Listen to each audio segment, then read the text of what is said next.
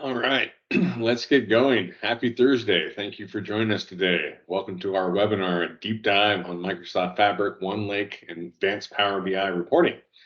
My name is Nick Seamus, Customer Success Director with NetWoven. Today, we're going to learn a lot more about some new Microsoft technologies and how they're likely to change your organization's relationship in a valuable way. We'll be presenting an overview of Fabric and OneLake and how these technologies can serve as game changers and how game changers in your data estate. We'll be looking at how AI-powered analytics with Microsoft CoPilot will yield faster and more valuable data insights, and we'll have some real-world examples of advanced Power BI reporting. We'll finish up with a Q&A session, including our panel of subject matter experts. Today's event is designed to be an interactive experience, so please share any specific data challenges you're experiencing. No need to hold your questions until the end. Please submit them in the Q&A portion of the presentation, and we'll do our best to answer them. So let me pause here for a moment for everyone to get a chance to read some of these bullets that we'll be diving into.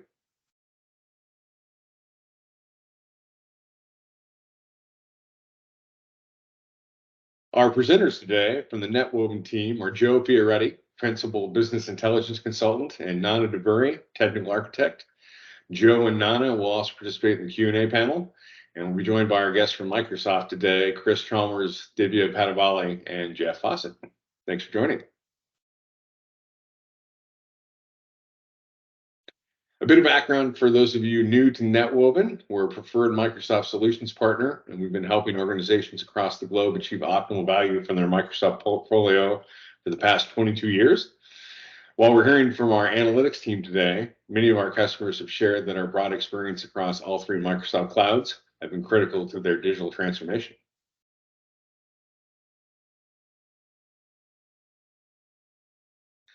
So what to expect today? Again, today is designed to be an interactive experience. Please submit your questions in the Q&A interface that you see here in Teams at any time, and we'll open it up for more general discussion during the Q&A session at the end. In the panel segment, we'd love to hear again about some of your specific data challenges that you're currently facing or anticipate facing. We'll also be sharing a few polls today, help us shape the discussion, and we appreciate your help with those.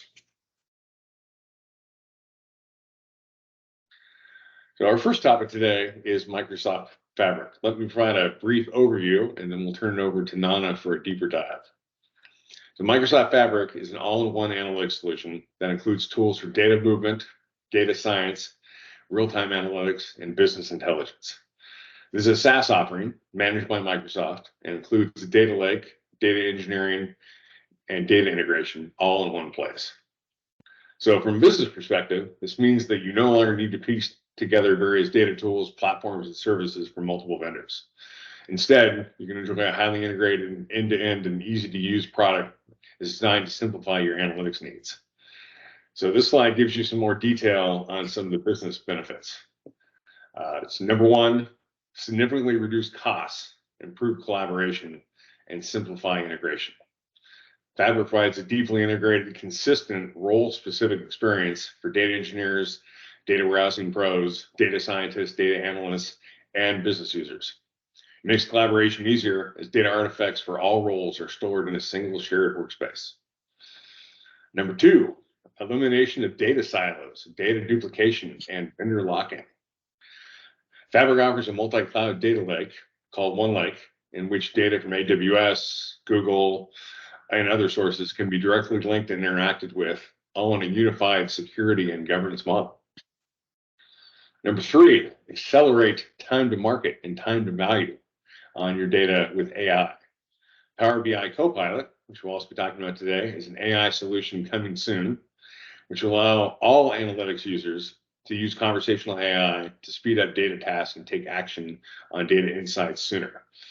There are many additional AI tools available in Azure to further enhance your data insights. And number four, maybe the largest benefit, you can see it highlighted here, is empowering business users and fostering a data culture in your organization. Fabric integrates seamlessly with Microsoft 365 apps, the tools that you're using today and every day. Users can easily access and analyze OneLake data from Excel, Teams, PowerPoint, SharePoint, etc.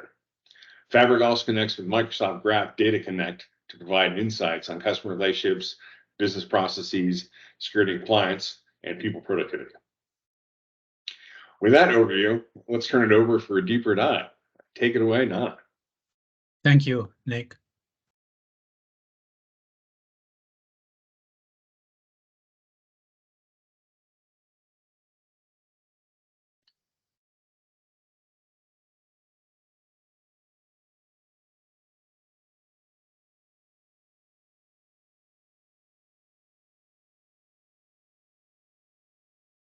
Okay. Everybody can look into my slides, right? Yes, we're seeing your slides, Yana. Yeah, that's fine. I think when you go to this slide, this slide, and we want to we go deep dive into the next slide, whereas, but let us, understand what exactly Microsoft Fabrics, what does it contain? And we divide it into, 6 parts. Number 1, data sources, my left side, and ingestion, transformation, and storing, serverless compute. Then comes Fabrics, what exactly the services, it contains inside, basically. If I look into this lower level, these are my data sources, whether it's SQLDB or a Snowflake or Microsoft Dataverse and ADLS Gen 2, anything. And it also contains, it's a batch versus a real time, whether it's an IoT hub or event hub, Twitter, and all the resources will come. The second part is our data ingestion part, transformation part, and we have four tools. We have pipelines, data flow generation 2, notebook, and shortcuts. These are the things we use for our data transformations. When I go to that store, you have a one data lake. We have OneLake. We have under the main icon OneLake. OneLake contains any number of lake houses, any number of warehouses, any number of data sets, or SQLDB for the stream analytics which we use for them. Once we go there, we have Spark, then TSQL, then other tools which we use for serverless compute, where serverless pools for serverless computes. Then from there it goes our data engineering, data factory, data warehousing, and there it comes data real-time analytics and Power BI. So these are the service components integrated into Fabrics, all inclusive, all integrated services. It goes a SaaS product that gives a return of investment. Nana, we have a question. What's the difference between a data lakehouse and a data model or data set? Okay.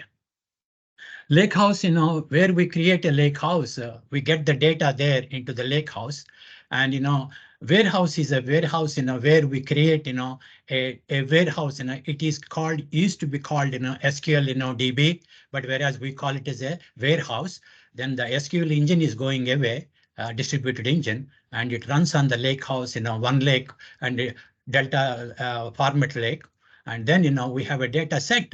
When Power BI is coming, when it is coming, some calculations, in data lakehouse also keeps outside of the lakehouse as calculations that comes as a data set. Data set means it contains all measurements, all the report considered those things. That's the difference between lakehouse, warehouse, as well as data set. Is it questions in your answer?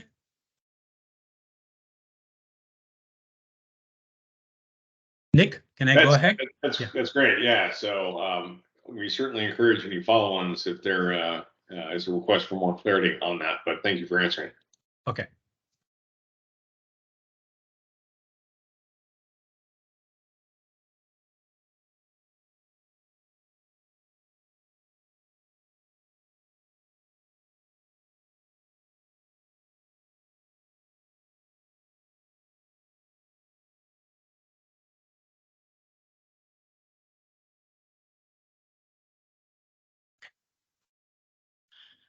The next slide is in Power BI is in.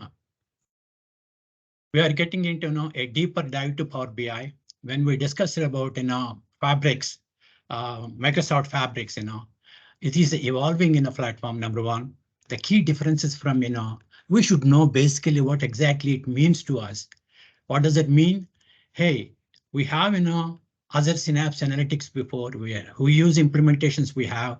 Now Microsoft is coming with Fabric, Microsoft Fabrics. Okay, now what exactly it means to us, how do we go about that, and what is the differences, that's where we what we want to know. We have given my left side other Synapse analytics, the other side, I have given my Fabrics, Microsoft Fabrics, it is in the green. We have legends. Green is in a Microsoft Fabric. Blue is actually, actual Synapse and analytics. Then we go, brown. There are some limitations. The red is, it's not supported. That's where we look into that. Okay. Once we look into this, once we come from the first, I want to get into that in SQL, dedicated server versus in a warehouse. In Fabrics, we are moving away from SQL dedicated engine, and there is no separate storage for SQL, and it comes directly from data lake house and OneLake, and it connects directly there, so that we create warehouses there, so that you can use your SQL with SQL endpoints, whereas you can also use Spark, PySpark, those both can be used at the same time. The same thing with serverless. You can use your SQL, you can use your PySpark, both. Okay. Then when it comes to Fabric is powered by Polaris, there is an analytical engine, very, very expanded potential in a Polaris engine. It powers that total inside of dedicated analytics engine for both Polaris. Polaris supports dedicated in SQL dedicated data warehouse as well as SQL serverless. Both it supports. So this the same engine will support the both, but it's not the case within the previous one. So dedicated SQL used to use different one, whereas on a serverless used to Polaris in the previous one. Okay, when it goes to the data flows, data generation 1 and data flows 2. What does it mean? Data generation once works very well with Synapse Analytics, whereas Gen 2 is introduced in Fabrics recently. But unless until you install Fabrics, data Gen 2 will not work, because it got a dependency along with your data warehouses and data warehouse, as well as OneLake in integration, so that unless until you install Fabrics, Gen 2 will not work. But for Power BI, still you have a premium instances you have. Still you can use the premium instances with Gen 1. They work hand in glove with Power BI. It doesn't have any problem. But if you want to use Gen 2 inside your data pipelines, it will not work. Only data flows 2 will work. Absolutely. And this other SQL ML moved data science. Before, there is a problem with Fabrics and in Synapse Analytics. We used to have two different interfaces, but now it became one, and so that integration is good, and one notebook, and I can write my MLs, I can write my data pipelines. Absolutely, multiple people can use one pipeline, and So no, we're having a couple people that are having a hard time seeing the slides. So just a quick pause. Is everyone else seeing the slide? Fabric is an evolving platform. Okay. I apologize for those folks that are not able to see that. So we will provide the recording as well as the PDF of this deck as well, so you can get more context, and hopefully everything will catch up. There is another question though, Nana. So you're talking about Synapse, which is traditionally something used by IT departments within organizations, but Microsoft's talking about a shift with Fabric from IT to business users in some respects. So can you comment on that a bit? Yes, I can comment on that. See, it is not going away from IT centralized shift here totally, but whereas along with the IT support, now they have opened out to business users, with a Copilot, then, with AI and everything, so that what is happening, business users can use, as a user, he will be benefited. He can see whatever he wants to see data. He want to analyze the data. It can be done very easily. This fabric is opened out to business, well enabled in a business, but it's not going away from, IT centralized, maintenance. It is not going away.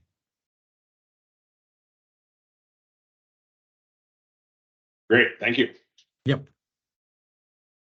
Yeah, you will still need to add to Gyaner's point, you will still need someone from the IT to build the lake, to build the data sets, to build the lake house, to manage Power BI permissions. The business users will have it easy once Copilot and OpenAI is integrated in Fabric to use prompts to generate what they're looking for. Okay. Great, thanks, Divya. Yeah. Okay.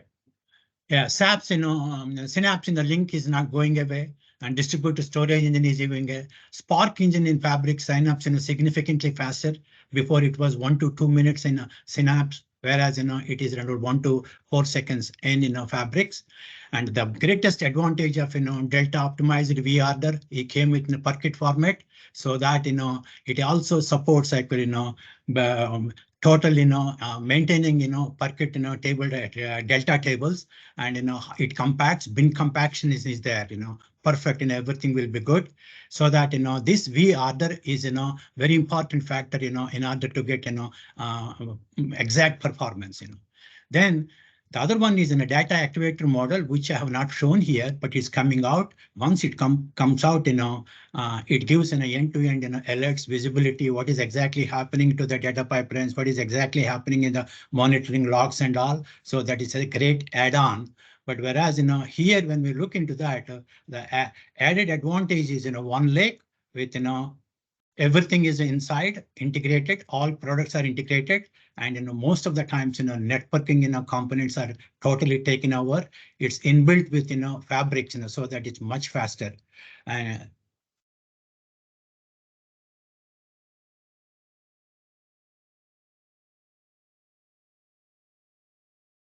very slow, it's going. Okay, can you see? With this, with this, I'm shifting to a very, very important topic, that is data observability introduction. What is data observability introduction means? It is a framework which industry is longing to see for the companies, but very difficult to achieve.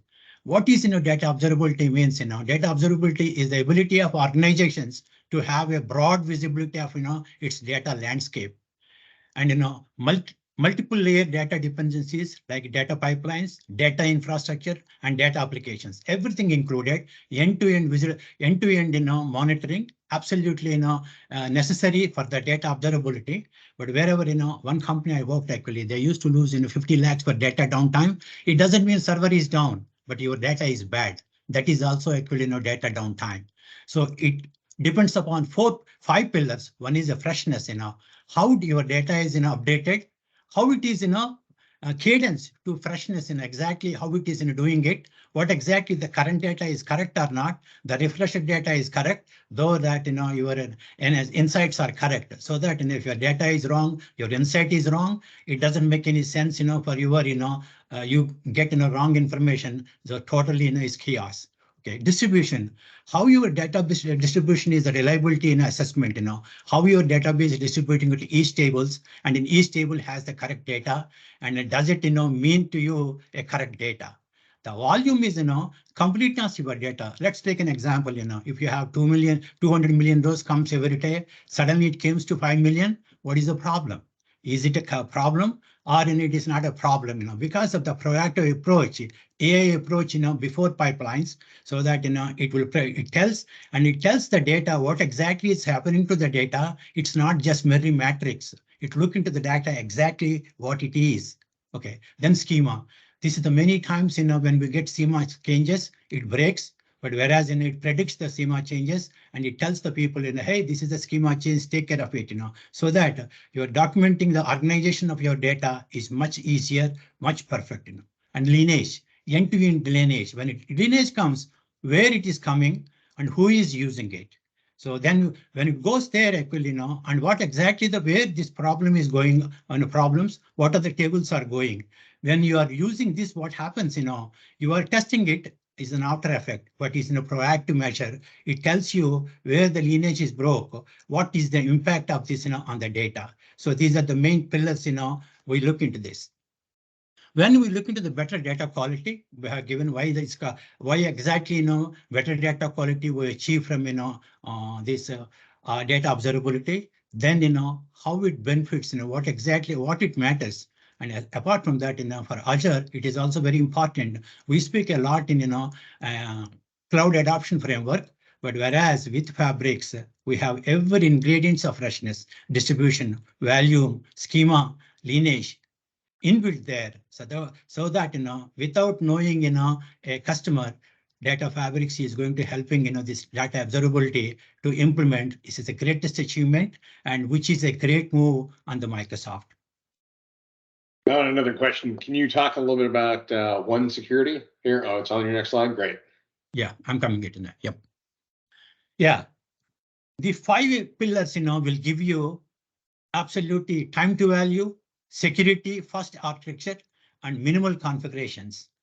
What does it mean, time to value, Microsoft Fabrics connects your existing stack quickly and seamlessly and not required modifying your pipelines every time, writing new codes or using a particular programming language. No, it supports very well and it connects very well and it's easy to maintain, that's where it's time to value. It's a one tenant implement for a customer and all your products are there, all integrations are, what all the things and you get the data, you want to, how you want to implement the data, your lake houses, and you create, data warehouse, and you create your serverless pools and connect your Power BI and work it. And it's a time to value, which used to take months and months. Then you can cut down to weeks. Absolutely down the weeks to, maybe a month right now, to implementation. That's time to value is a great value.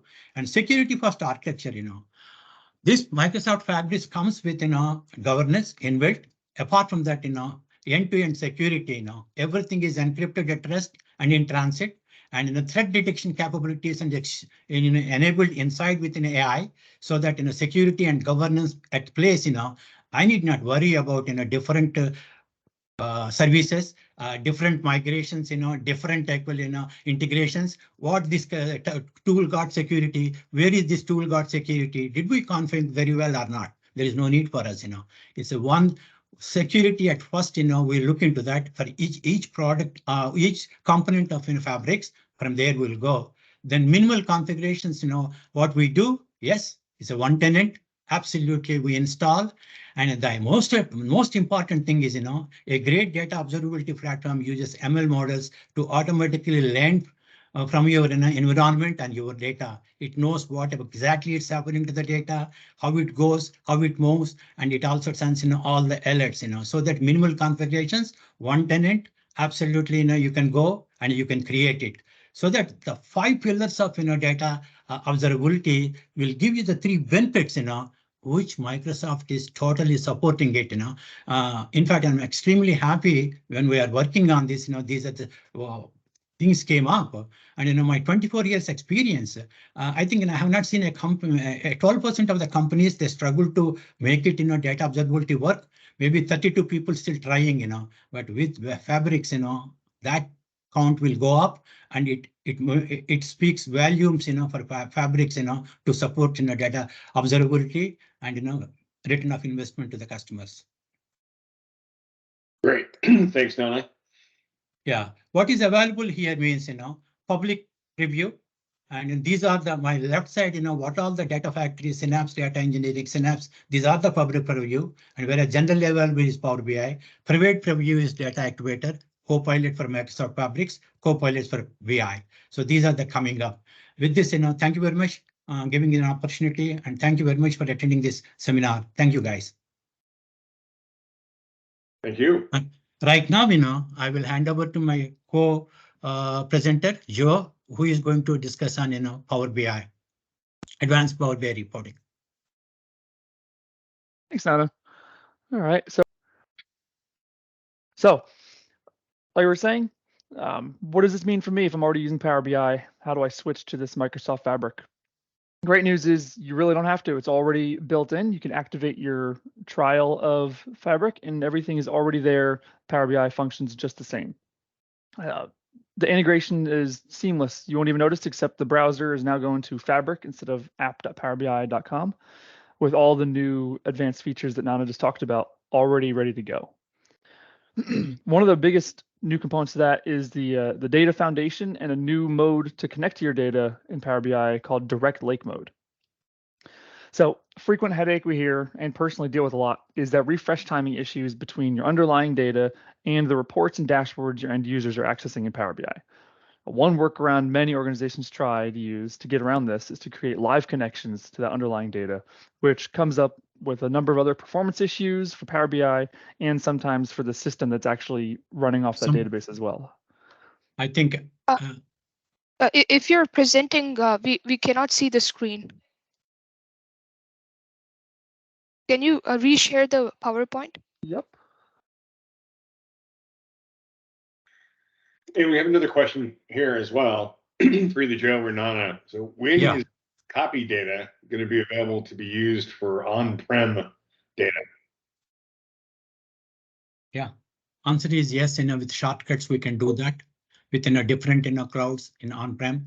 Anywhere you can go to the shortcut, but with on-prem there should be some configurations, and shortcuts can be used in the Power Fabrics. Excellent. And is it possible to turn on Fabric for selected users, or does it have to be for the entire tenant? No, you can selected users. You can give access to whoever that wants it. Absolutely, you can give it, and you have absolute control on the users who can see, who cannot see, and even roles and responsibility to be given. Absolutely, those things are perfect. Everything is there. No problem at all. Great. There is no need for us to give everything. Please let us know if that answered the questions. Okay, so I turned off the side-by-side presenter picture. Maybe that was messing with something, but hopefully it's not blinking now. Hopefully people can see the screen. Anyone from our presenters, can y'all confirm? Can you see the screen? Yeah. Perfect. Now all good. Okay. Everything good too.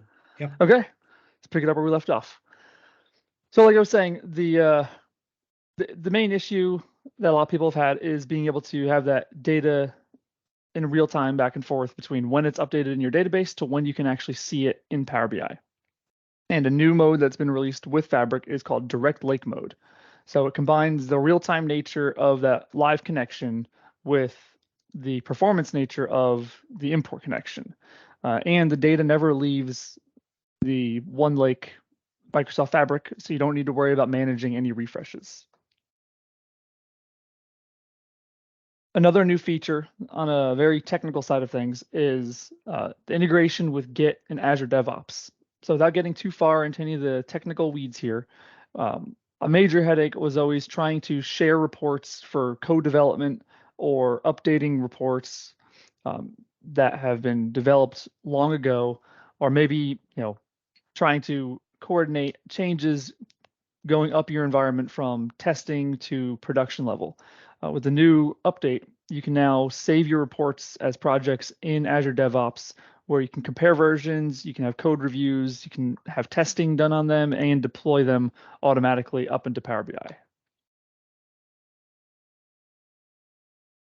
Joe, unfortunately, some of us are still getting the rapid blinking. So you think there's another fix, or should we have someone else present?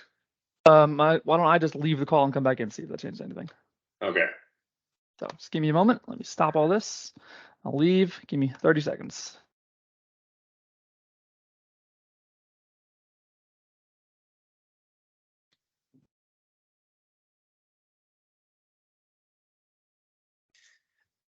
Jana, this is Chris Chalmers from Microsoft. I was just hoping to steal some of those 30 seconds and talk about what a great thing Power BI's new Direct Lake mode is. At Microsoft, I've worked with a lot of customers that frankly have had Power BI dataset refresh issues. The refresh time's out. They don't understand what the issue was. And now with Direct Lake mode, Power BI is natively reading the output of your Spark job, your Azure Data Factory job, your SQL Warehouse. All of those workloads in Fabric are creating native Power BI data sets because all of the workloads in Fabric are sharing that one common file format. So I know it's just one bullet on a slide, and we got a lot of stuff to talk about today, but this is just a galactic leap forward for the refresh process. I mean, when I was new to Power BI, which wasn't that long ago, and doing dashboard in a day and watching the thing refresh on my laptop, I'm like, come on, hurry up. It's like now you've got this entire suite of capabilities that does this. So with that, let me stop talking and surrender the floor back to Joe. But again, that one was worth 30 seconds in my opinion. I appreciate that. Thank you, Chris. All right, let's try this again. I left, came back. I'm gonna not use the presenter mode, and I'll leave my camera off and see if that will remove some of these variables here. So somebody in the chat or just one of the presenters, just let me know if there's other issues. But otherwise, I'll continue. Yeah. Okay, excellent. Going down to the fourth option here, governance and security AI monitoring. Nana already touched on a lot of that, but from the ground up, Microsoft has been very, very heavily focused on security of that data and making sure the data can't leave the environment. Everybody knows where it's at. The right people have the right access to it. And so that's a pillar of making sure that Fabric runs properly is that data governance and monitoring when there's anything that's unexpected happening. And then lastly, major thing through all of technology right now is the addition of AI with tools like ChatGPT and copilots, and Power BI is no different with the new feature coming out with Copilot with Power BI, along with some features that already exist today that you may or may not already be using.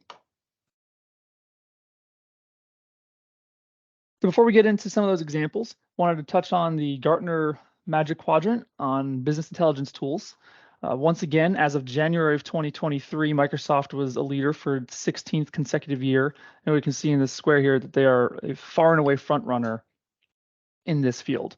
The major strengths being that their alignment with the rest of the Microsoft stack, as you could probably expect. Power BI is included with an E5 license, has allowed a number of organizations to take advantage of the features of Power BI that otherwise would probably not have signed up for if there's an additional cost to it, as well as how it seamlessly integrates with Teams, Excel, PowerPoint, you name it. Again, that price combination of being included in the licensing for a number of organizations is a major component here, along with new pricing models allowing smaller organizations to take advantage of Power BI on a per user license, whereas large organizations can still opt for the larger per capacity options, which tend to be more cost effective when they have more users. And then lastly, Microsoft has worked with clear direction to ensure that functionality between Power BI, Power Apps, and Power Automate all work seamlessly. For example, Power Apps can be embedded into your Power BI dashboards. Power Automate flows can query your Power BI data and take actions. And now there's even the AI-powered services that we discussed, and we're going to talk about more in just a little bit if you have a Power BI Premium workspace. And one thing I really love here is, as we can see, this was published in January of 2023, a few months before Microsoft released and announced Microsoft Fabric and all of its features, and the two major cautions that they addressed about governance of that data and interoperability between different platforms. Both of those have already been addressed with this release of Microsoft Fabric. So excited to see how this gets updated and changed into the hopefully 17th consecutive year. So a little teaser here. This is a whole lecture all on its own about Copilot with Power BI. But this is put together by Microsoft, some of the features that are going to be available soon with Copilot in Power BI. So take a moment. Let me just make sure I'm sharing my computer audio. I'll just watch this little 1 minute. Introducing the next generation of AI. in Microsoft Power BI. Copilot in Power BI empowers your people to unlock the full potential of your data and move from data to insights faster. Now, with Copilot in Power BI, you can use natural language to bring your data to life. Simply describe the visuals and insights you're looking for, and next generation AI will create your report and help you refine it. You can then dig into this data further by asking a question, and Copilot will find the best answer. Not only does Copilot help you visualize your data, but it taps into Power BI's advanced analysis capabilities to help you find key influencers and outliers and create forecasts. Copilot can summarize your data into easy-to-understand text narratives that help others quickly get important and relevant insights. And for analysts who are creating calculations and modeling data, you can simply describe what you want, and the code is automatically generated. With Copilot in Power BI, turning data into impact has never been easier.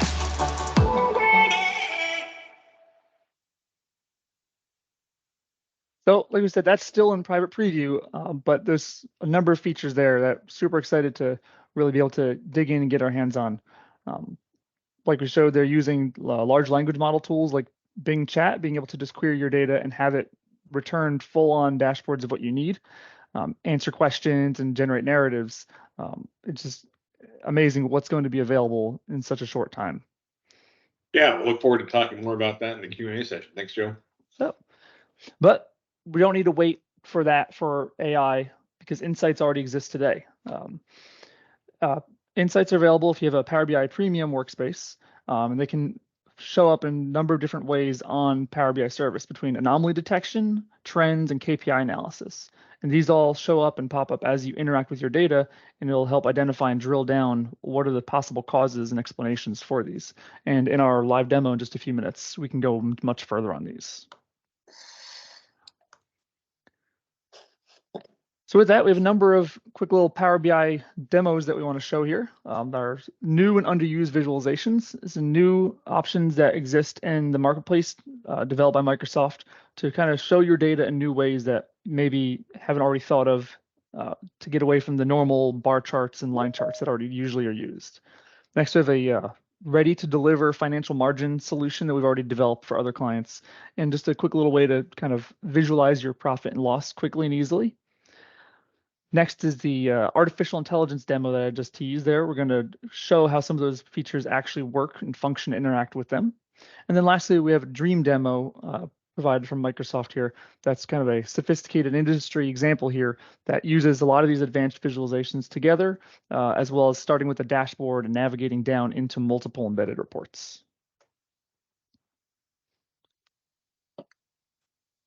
With that, I'm going to move over into the live demo portion here. Hopefully everyone can still see the screen now. Yeah, you can. And so this is the new and underused visualizations from our Contoso Global Sales Dashboard. Everything you see here is either a brand new visual provided by Microsoft or part of the marketplace as an add-on. Yet all of these are Microsoft visualizations developed by Microsoft and certified in Power BI. It means the code is open source and they meet certain standards by Microsoft. As a side note, users can typically either log in into the desktop and then start adding these visuals, or at the environment level, your Power BI admin can actually enable these by default and have them already set up when they open up their application and save a little bit of time there. So starting from the top here, you may be used to a normal slicer that's got radio buttons or checkboxes, but this is a chiclet little slicer where it has easy to click buttons, which work really well if you're using a mobile format and really highlight and easily identify what you've selected on and work very well, especially if you only have a limited number of options that you need to show. And they can be displayed in a number of different formats, rows and columns, as well as using pictures as the identification instead of words as well. Next, rather than using the normal start and end date slicer, we can have a timeline slicer so you can show what amount of your data you've actually selected that you want to view, and helps drill down and show what segment of your data set are you viewing compared to the whole data set that exists. Moving over here, you may be used to the original normal KPI card where you have just one large number just on the block right there. Well, this is the new multi-KPI card provided by Microsoft where you can provide up to a number of different measures on here. You can format them uniquely. You have dollar signs here. We have, millions here, and we have percentages here, as well as you can have dynamic coloring set on each different block. And that coloring will change too based on other filters you do. So if you click somewhere else, you'll see profit margin has turned blue. Unselect it, goes back down to orange as it goes down to 15. And keeping on that topic of KPIs, in the middle here, we have a KPI monitoring chart where you can have two time series KPIs running parallel, show the variance over time, as well as you can have it trigger and show warnings if it reaches a below or above a certain threshold, which works really well when you're trying to monitor any kind of real-time data.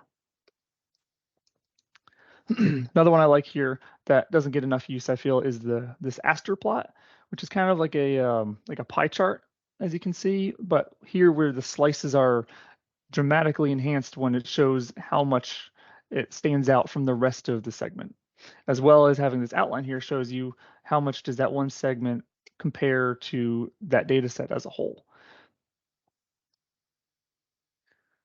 And Joe, we reached the 45-minute mark. Just a quick time check. Got it. Okay. Well, I think let me call an audible here, and I'll move over to the AI one because I think that's the one that people are most going to be interested in learning a little more about. Yeah, we're happy to schedule some follow-on discussions too to dive a little bit deeper here. Yeah. Okay, so just give me 1 minute. One of my favorite things with the AI analysis and some of the new features right here in Power BI is this ask your data question. So down here, no one's created any reports. We don't have developers that go in and create every possible permutation, but you can just start typing in plain English what you want it to do, and it's going to show you some of those reports. So we could do, for example, close percent by month. And it's going to bring up those numbers for us. That bar chart looks kind of ugly, so let's make it in a line chart. Let's see, we've got our line chart now. So we want to go one step further, and now we want to see, let's split it out by manager.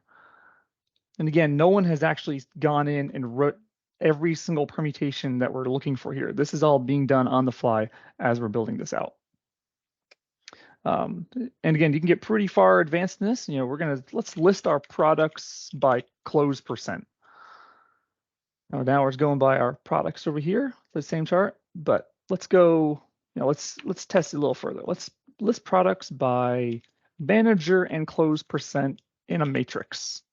You can see we get pretty detailed on what we're asking for. And as long as you understand the verbiage of the different types of charts, what fields you're using, it's gonna bring in what you want it to see.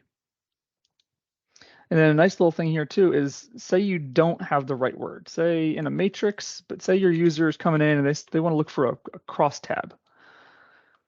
Well, it doesn't know what a crosstab is. They might know, and verbally as an organization, you might know what a crosstab is, but it's not built in here. So they get this little red line and a pop-up here. And so what they can do is they can ask the report developer to kind of get notified that something didn't show up when they wanted to search for it. So I'll get a notification now of this prompt, and then I can put in some of that semantics. So crosstab equals matrix. And so when the rest of the organization, rather than having to retrain everybody that we're not going to use that term anymore, they can come in and type crosstab and it'll show a matrix like they're expecting it to see. I know, sorry, we're a little short on time, but like Nick said, we'd definitely be happy to show off a number of these different demos and different components, as well as kind of work closely with maybe how you need to visualize your data in a way that you just can't do right out of the box or without a little bit of brainstorming. So with that, I'd like to swap back over and we're going to go into our Q&A at this point. We have a Q&A panel from Microsoft that is willing to join us. You've heard from a few of them during this presentation, and definitely looking forward to answering any questions that have come up in the chat or elsewhere along the way here.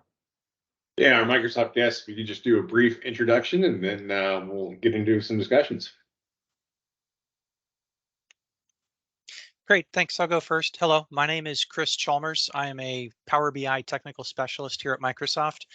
Every day for the last 4 years, I have spoken with customers about Power BI and done nothing else. Jeff, over to you. So I do what he just said as well, but for a different set of customers. So I'm on the West Coast. I live in the Seattle area, and pretty much he summed it up pretty well.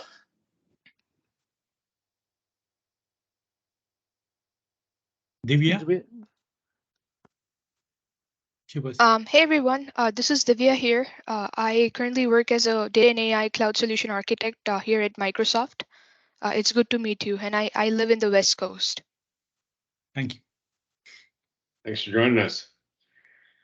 So any comments from our Microsoft guests about what we have discussed so far today? I'll take the first one if I may. I wanted to talk about the why behind AI visuals. Microsoft's aspiration, and this came from our CEO, Satya Nadella, in 2014. So we've been working on this for 9 years. We've been working on this prior to the release of Power BI, is something called data culture, right? So our aspiration is that you're consulting data before every decision, right?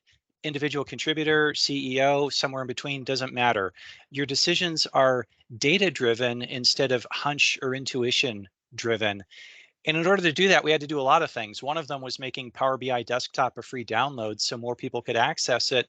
But where the AI stuff really helps and where NetWoven's enablement really helps is helping people understand and interpret this stuff, because once you get past, you know, a simple bar chart, right, interpretability and that sort of thing is a big part of this, right? But our ultimate aspiration with the AI is not necessarily to make lives easier for people that already know how to use Power BI. Our aspiration is to reach everybody and enable them to make a database decision. Great. Thank you. Thanks, Chris. We may have missed a question too. So to the panel, what's the best way to get data from an on-prem server to Fabric to use in a data lake model for Power BI? Yeah. Well, I mean, I can take a piece of that. In terms of the best way, I think that's where, I mean, you have to zoom out and look at the entire infrastructure you're dealing with in your environment in order to really answer that question. But the tool that is provided by Microsoft is called the On-Premise Enterprise Gateway. And it is the connector between all things Azure and on-prem data. So at a minimum, that needs to get stood up. And that allows for secure transfer of data from on-prem sources into anything that's going on in Azure, Power Apps, all that kind of stuff. It is kind of the one way that works. And integrating that then into your data processing pipeline, where it fits. Are you going to use, you know, Azure Data Factory? Are you going to use Data Lake Gen 2? I mean, the Gen 2, et cetera. That's kind of a different discussion of how you want to optimize it. But that's the fundamental mechanism. Okay, well, that's good context. So I think part of the concern was with Data Flows Gen 2 having issues loading row sets larger than 100K. There's ways to get around that, or there will be? Well, I don't have a specific answer. I mean, Data Flows Gen 2, this is how Jeff thinks about it, right? If you're going to talk about getting data and moving it into this environment so you can use it, you've got either Data Flows Gen 2 or Data Factory. I think of Data Factory as a bit more aimed at the data engineer and someone with that level of skill set, and that's their kind of job domain. Data Flows Gen 2 is more aimed at a business analyst or someone who wants a more low-code approach. Over time, there will be more and more parity between what they can connect to and what they can do. I generally think of it, though, as if it's going to be large data movement, you're going to want to, right now, Data Factory is going to be the tool. If it's going to be smaller, and I don't know, you know, is it 100,000 row count? Does it go up to a 500,000 row count? I'm not sure, but it's really, the issue is more the skill set. It's a lower code approach, uses slightly different engines under the hood. That's how I think of it. Nick, if I could add to that. Please. Yeah, and I'm just dropping a quick link in the chat window. Again, talking about the ease of use, making this a tool for everybody with OneLake Explorer. This can be literally a drag and drop operation from Windows Desktop. So the way I got my first file into Fabric's OneLake is I dragged it from my OneDrive or from my Windows desktop. So again, when you talk about making the tool inclusive and expanding the number of people that can benefit from it, again, there's different levels of capability, but my first file operation was literally a right click from Windows Explorer, and so I hope people get a chance to check out the OneLake Explorer at some point. Yeah, that's a good call out. Yeah. I think, someone asked a question earlier too. I'll just touch on it because I think this is a good segue to it. Lakehouse versus data set. I think of Lakehouse as this very broad repository. So Chris's example, hey, I grabbed a file and shoved it into the Lakehouse. That Lakehouse is designed for that. Like grab content, shove it in there. Then stuff happens down the road.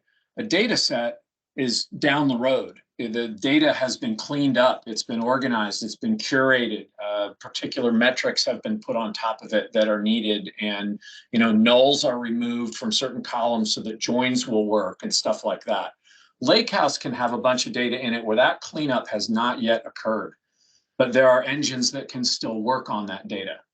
Power BI dataset has been curated so that the Power BI engine can return query and responses very quickly, and the results are going to be clean or at least repeatable. Would it be helpful touch on quickly some of the Power BI licensing models?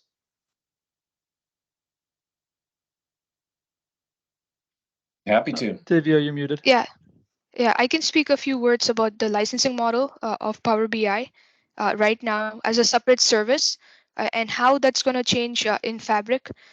Right now in Power BI, you obviously have the free version where you can author the reports. But every time you want to share the reports with other people, and for other people to view those reports, you need to have two types of licenses, either the Pro license or the Premium license. And the Pro license is like you pay $10 per user. I think that's the amount that Power BI charges. And for Premium, you're paying per capacity. It's not per user, but per capacity. So that is something to keep in mind. But now with Fabric and within Fabric, there are not just Power BI, you have Synapse, you have other services as well. So the pricing model of Fabric, which is currently still being developed, it's going to be based on capacity. And you're only going to be paying for Fabric, and not you won't be paying for Power BI or Synapse separately. So that's like another advantage for large organizations when it comes to licensing agreement or managing licenses. You're just dealing with Fabric and that's it. Okay. That is a Nick. great point. Can I just comment on that real quick? Yep. Yeah, I think what Divya said right there is really a key point, is that Fabric takes a bunch of things that existed as separate standalone platform as a service options, where you had to grab it off the shelf individually, pay for it individually, figure out all of the compute and storage individually to make that thing work, grab a bunch of them, link them all together. Fabric, that's all done. They all exist within this same thing. You buy the capacity, they all use the same compute. You don't have to worry about that. They can spin up within that. It's taking a bunch of stuff that was platform as a service and putting it into a wrapper that is SaaS. And it makes it the licensing and the usage of the compute and all that stuff so much easier, and provisioning and spinning things up. So really, really good point, Divya. Yeah. And right now it's the if you look at the documentation page, which I'll put the link in the chat, the pricing model is still being developed by the product team for Fabric, but you won't be paying individually for these services anymore. You just pay for Fabric as a SaaS platform, which is based on capacity, and that's it. That's where your job ends. You don't have to worry about managing licenses, and all the headache that comes with a license administration and management. That's Yeah. true. Jeff, this is Jnana. I think, I have a question, some gaps we see in the row-level security in fabrics, how it is going to evolve. I do agree they are going to do that, and what can we focus on that, so the benefit of the all the audience. Security, row-level security, how do we manage? Yeah, I mean, we are still in preview, so there are quite a few gaps when it comes to functionality and security in Fabric.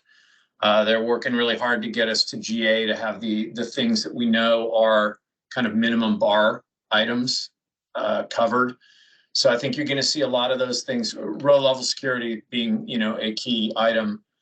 You're going to see those things drop in. I don't know how quickly they'll make it into certain pieces of Fabric. Obviously it already exists in Power BI. So if someone had an absolute need for it right now, the answer would be get your data transformed into a Power BI data set. Row level security is fully available. When that will become available on just say a raw Delta Park A table sitting in the data warehouse or the lakehouse, structure, I don't know, but that is something that is very proactively being worked on, because without that kind of security, this stuff has, the value drops quite a bit. So it's important. There's a lot to cover here, and we hope that everybody has found this engaging so far. So we certainly would be delighted to have some follow-up discussions. Joe, if you could advance the next slide, please.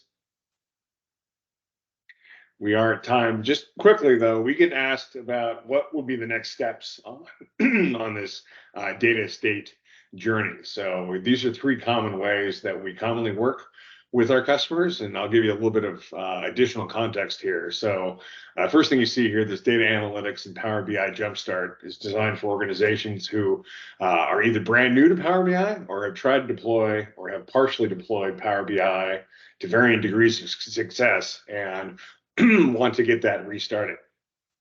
There's a lot of interest right now too in migrating from various other legacy platforms that you see here to Power BI, whether it's to provide an enhanced customer experience or to reduce licensing costs, for example. So this assessment does provide a level of effort on what that would entail and some of the business benefits that your organization can reap with migrating to Power BI. And then finally, the modern data estate assessment is for organizations that understand the need for an in-depth view of their current data estate and the need for a roadmap to modernize that to get faster time to value on their data. So this provides a comprehensive look on the as-is state and a vision and a strategic plan for modernization. So if there's any questions on that about what those entail and how those might help your organization, we certainly appreciate you reaching out to us. And Joe, next slide, please. And myself, Nick Seamus, and my colleague Abraham Ortiz are happy to facilitate those discussions. So there's some contact points there. So if you're interested in any discussion on anything data related or some more insight into some of the ways that we help customers, please do reach out. And I think with that, we'll wrap it up, but we will share the link to this recording and the deck. And in addition, an